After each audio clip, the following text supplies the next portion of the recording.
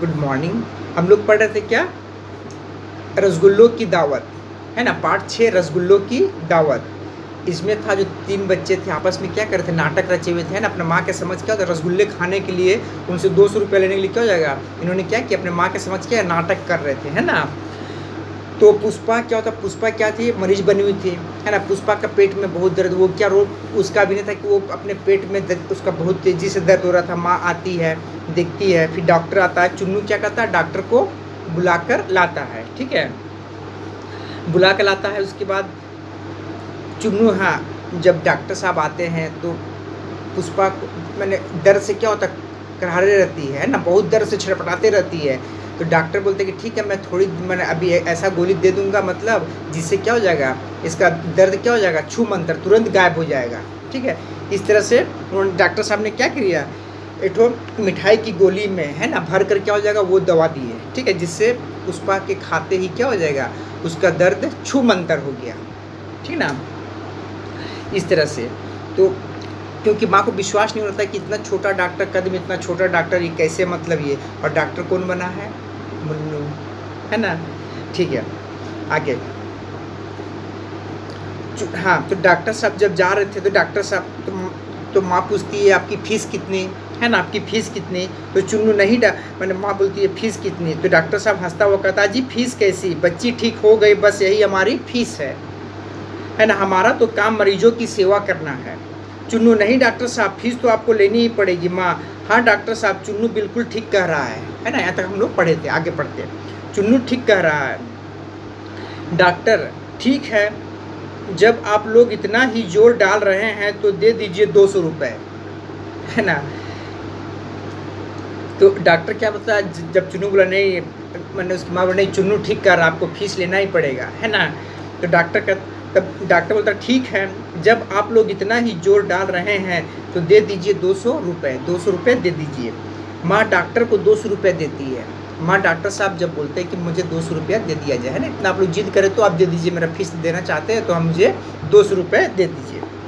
माँ डॉक्टर को 200 रुपये देती है। माँ डॉक्टर को कितना रुपये देती है, 200 रुपये देती है, ठीक है। माँ डॉक्टर को 200 रुपये देती है। डॉक्टर रुपये लेकर अपनी जेब में रख लेता है। डॉक्टर रुपये लेता है और अपनी जेब में रख लेता है। इसी बीच उसकी दाढ़ी खिसकती दिखाई देती है। हाँ सॉरी, तभी चुन्नू जोर से हंस पड़ता है, क्योंकि इन बच्चों ने क्या हो जाएगा, माँ से 200 रुपये रसगुल्ले खाने के लिए क्या हो जाएगा, नाटक किए थे। और माँ से भी मतलब वो कितना मांगा, 200 रुपये, है ना। वो डॉक्टर साहब कितना मांगे, 200 रुपये मांगा, है ना। और जिसके कारण क्या हो जाएगा, माँ उसे 200 रुपये निकाल दिया और डॉक्टर साहब ने क्या हो जाएगा, अपने जेब में रख लिए, ठीक है। तभी चुन्नू जोर से हंस पड़ा।